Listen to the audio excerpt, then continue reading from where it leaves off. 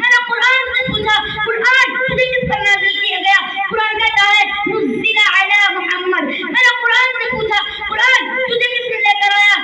कुरान कहता है नज़ला बिही रूहुल अमीन। मैंने कुरान से पूछा, कुरान तू किस ज़ुबान में आया है?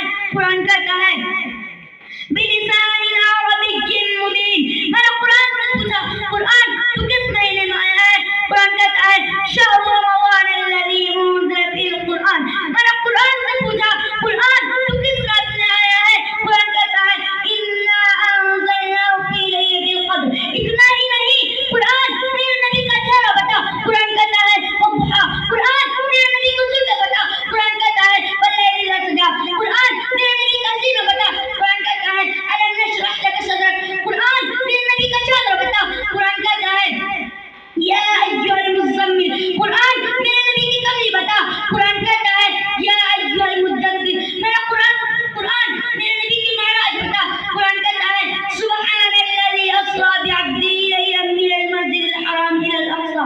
मेरा कुरान से पूछा, कुरान मेरे नबी की दुरूद बता। कुरान कहता है वल मलाइकतु युसल्लूना अलन नबी।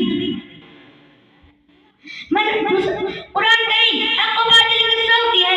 कुरान करीम की तालीमात से अरब कौम ऐसी ताकतवर हो गई कि जिसके आगे क़ासिर क़िस्सा और मुफ़ारिस सब सरनगू हो गए। और क्यों ना होते?